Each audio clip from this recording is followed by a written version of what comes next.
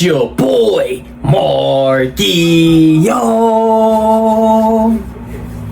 And we back at it again with another reaction, man. Today, we got Jordan versus LeBron James playoff comparison. Now, I don't know why this is even a comparison, but we gonna see what I think it's Scap Attack got to say about this, man. But I don't think it should be no comparison. Jordan is like way beyond LeBron James when he coming into the playoffs. Mike don't play when he approach into the playoffs. Like, he's a different breed. He's way more hungrier.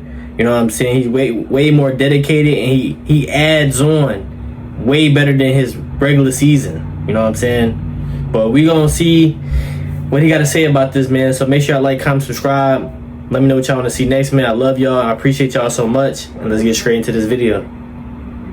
Timing, as they say, is everything in life. And so too is it in sports. What if I were to tell you Jason Kidd had more points, rebounds, and assists in his NBA career than Magic Johnson? That Elvin Hayes has more total points and rebounds for his career and a higher average per game in both categories than Tim Duncan? And did you know that Drew Brees led the league in passing yards a record 7 times in his career? Or that Peyton Manning had 7 first-team All-Pro selections, more than Tom Brady and Joe Montana combined? Nobody cares. But when the chips were in the center of the table and the lights were at their brightest, we knew who the peak performers were. And that is what has always driven the conversations of who the greatest players were. But that conversation, as it pertains to the NBA's GOAT, has shifted for whatever reason in recent years to LeBron James and Michael Jordan, as the ratings pigs at various cash cow major media outlets continue to fuel their obedient Gen Z flock who eat it all up and pledge their allegiance to the self-proclaimed GOAT. That one right there made me the greatest player of all time. But a primary point of contention inevitably are the failures LeBron James has incurred throughout his playoff career, winning just 4 titles in 20 full and relatively healthy seasons, while the counterpoint in recent years has become the tried and trusted plumber defense. Oh, well, he was being guarded by plumbers and firemen. To call out the perceived lack of competition, Jordan faced along his way to a sterling 6-0 record in the NBA Finals in what amounted to only 12 full seasons. But as with most things in sports, to reveal the truth will require us to dig into the context of their runs, both the competition faced as well as the supporting casts they had around them. And in his first title run by Michael Jordan's Bulls in the 1990-91 season, his playoffs began sweeping the New York Knicks, who were only 39-43 for the season. But to be fair, LeBron's final runs in 2007, 2011, 2013, and 2015 all featured playoff opponents without a winning record. Damn. Next up were the 44-38 Philadelphia 76ers before reaching the 50-win Detroit Pistons in the Eastern Conference Finals, who had just been to 3 consecutive NBA Finals and won the last 2 straight titles. Of course, the Bulls would sweep them and route to Jordan's first Finals appearance, where he would meet the 58-win Lakers, who, yes, no longer had Kareem Abdul-Jabbar, but they did have 31-year-old Magic Johnson, who finished that season second in league MVP voting, as well as 29-year-old Hall of Famer James Worthy, who, along with Magic, they were still in their primes around that All-Star game. Who did not make the All-Star team that year was Scottie Pippen or any other Jordan teammate on the Chicago Bulls that season. But no problem for Mike, as he would beat the Lakers 4-1 in the finals while easily being named Finals MVP, as he led the team in points, assists, steals, and blocks, averaging 31.5 points, 11.5 assists, 6.5 rebounds, nearly 3 steals, and 1.5 blocks per game on 56% shooting. The Bulls were 15-2 during that postseason run, while Jordan would beat Patrick Ewing, Charles Barkley, Joe Dumars, Isaiah Thomas, Dennis Rodman, Magic Johnson, and James Worthy throughout the playoffs. 7 top 75 players who are all in the Hall of Fame.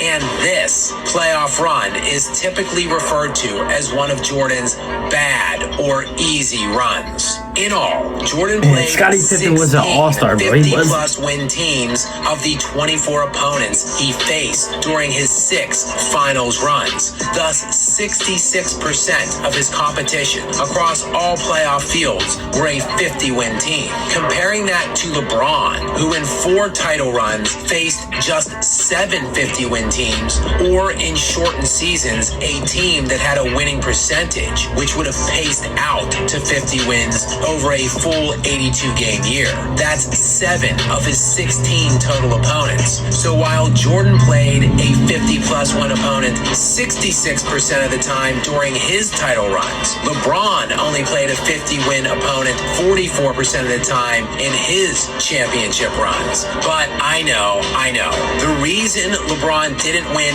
many more titles is just because he played such drastically more difficult competition than Jordan. And since the LeBron fan base likes to talk up his 10 finals appearances, let's expand our examination to all 10 of those playoff runs. Surely, LeBron faced a much higher percentage of elite opponents under these parameters.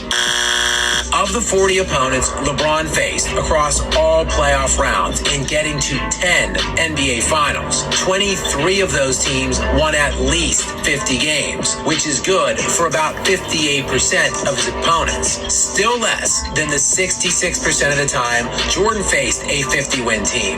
Oh, but LeBron played a way higher level of opponents. Of the 40 playoff opponents LeBron faced in his 10 finals runs, 6 of them won 60 games or more, which is 15% of the time.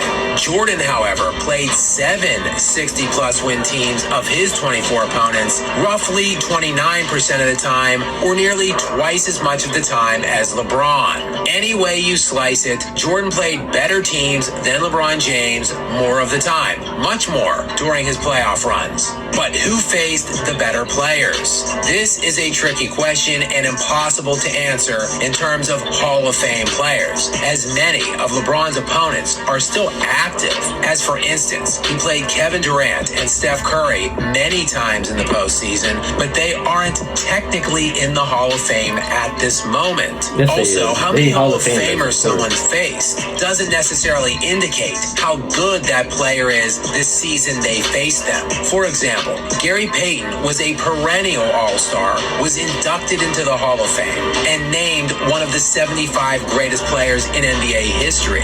He eventually won a championship in 2007 as a member of the Miami Heat, but Payton barely played on that team and averaged only 5 points per game, a far cry from his prime. The fairest way to review this is by looking at the All-NBA players each player faced for each playoff run. There are 3 All-NBA teams selected every year and only 15 total players selected league-wide. This will show elite players faced every year. In LeBron's 10 finals appearances, he faced a total of 36 players during those runs that made an All-NBA team, nearly an average of one player per the 40 series he played in. Jordan, on the other hand, played 23 All-NBA team-selected players during his 6 title runs. Also, nearly an average of one player per the 24 series he played in during that time. By percentage, though, Jordan actually played a slightly higher amount of All-NBA players en route to his 6 finals appearances than LeBron did in his 10. So Jordan played better teams with better players and actually won more titles in far less time. But surely that is only because Jordan played on so much better teams. Actually, this one isn't even close. LeBron James played with an All-Star 13 times during the 10 years he made a finals appearance. This includes some combination of Dwayne Wade, Chris Bosh, Kyrie Irving, Kevin Love, and Anthony Davis. Jordan, meanwhile, played with an All-Star only 4 times during his 6 title runs, which was just Scottie Pippen 4 different times. But LeBron had to do so much more than Jordan. LeBron James scored 5,911 of his team's 21,008 points during his 10 finals appearances. This is good for just above 28% of his team's total points scored. Jordan, on the other hand, scored 3,776 of his team's 11,387 total points during his 6 title runs, which is over 33% of his team's scoring. But I know. LeBron is such a great playmaker, such a much better passer than Jordan was, makes his teammates so much better, and gets everyone else involved. So, of course, if we were to expand this to include points assisted as well as scored to determine the overall amount of team offense accounted for, surely LeBron will outproduce Jordan here. While it does narrow the gap in the favor of LeBron, looking at total percentage of offense accounted for and adding in assists, LeBron produced 42.5% of his team's total output, while Jordan produced just over 44%.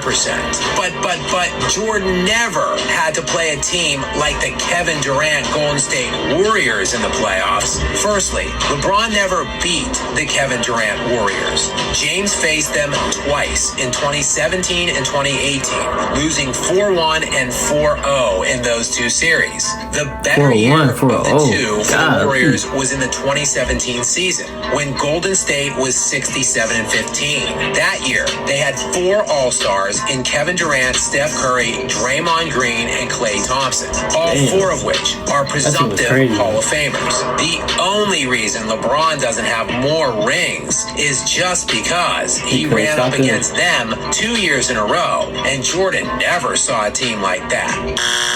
Jordan played the legendary 1980s Boston Celtics in back-to-back seasons during his playoff runs, including one of the greatest teams ever assembled in 1985-86. That Celtics team that year, like the 2017 Warriors, were 67-15. And while they only had 3 All-Stars that specific season in Larry Bird, Robert Parrish, and Kevin McHale, they also had that season's league MVP in Larry Bird, the NBA 6th Man of the Year winner in Bill Walton, and what would become 5 eventual Hall of Famers. Yeah, Jordan lost to that team in back-to-back seasons, but Jordan also had 0 other All-Stars on his own team. While in 2017, LeBron James had 2 other All-Stars on his.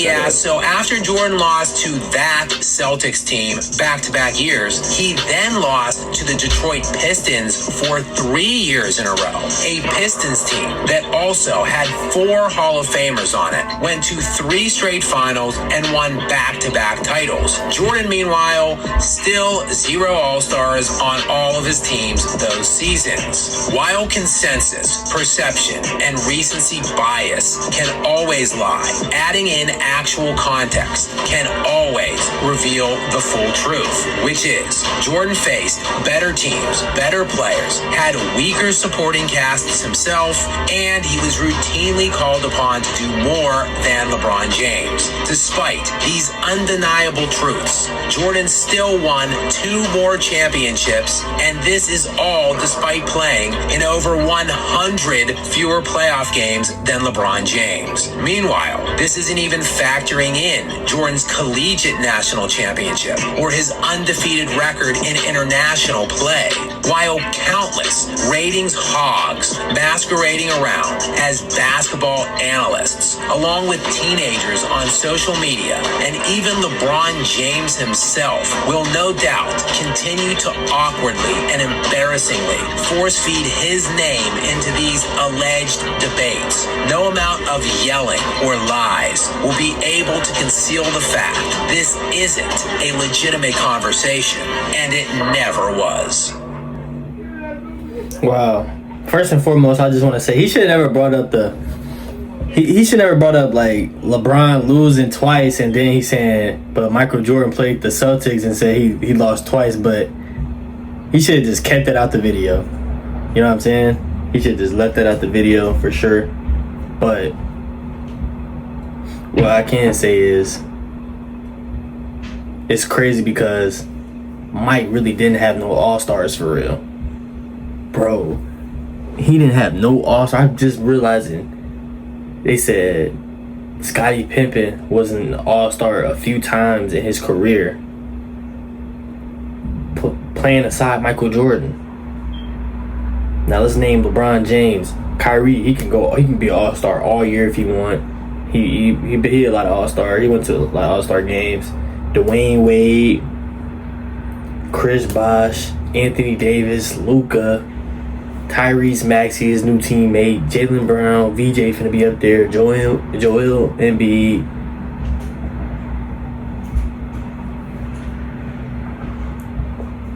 Derrick Rose. He played with Rose before. He played with so many all-stars, and Michael Jordan didn't have not one.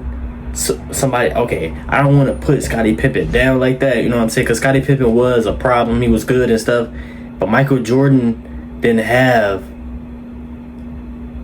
a Kyrie, K-Love. Michael Jordan didn't have a Chris Bosh, Dwayne Wade. Scottie Pippen was probably averaging like 15, 16 points a game. That's decent, but that's not like really all-star type of stats. He couldn't even put up 20, 22, 23. Mike was getting 30 every night. And Mike was a shooting guard. Just imagine Mike had a Steph Curry. Or, I mean, you can say Steph Curry, but imagine Mike had a Kyrie Irving on his team. A Chris Bosh, a Anthony Davis. Just imagine he had an Anthony Davis on his team. You know how far Mike would have went? Like, I'm not saying like, I'm saying if Mike had added those pieces, like how LeBron be adding all these pieces, Mike probably would have had like 100 finals championships. I know I'm tripping, but he would have had a lot of championships if he had a big man that was super good as Anthony Davis. You know what I'm saying? Mike went through the pain. He went through the mud to get to where he got to. LeBron didn't get through the mud in just the grind. How Mike did it. Mike stayed on that Bulls team. He didn't want to get traded. He said, "I'm gonna keep going till my time come." And his time came. Mike kept pushing. You know what I'm saying? Getting out of that hump against the Pistons. The Pistons kept just whooping him. And Mike just got out that hump, and Mike just started going ballistics. Many championships. Ain't the power went out or something? But yeah. Oh my god, this fried me. But this is crazy. What the alright, so like yeah. Y'all let me know in the comments how y'all feel about all that, man. I apologize. You know what I'm saying? I don't know how the power just went out. Going back on and off, like, this is frying me. But hopefully y'all having a wonderful, blessed day, man. Y'all let me know how y'all feel about this playoff comparison. Make sure y'all like, comment, subscribe. And I'll see y'all in the next video, man. It's crazy.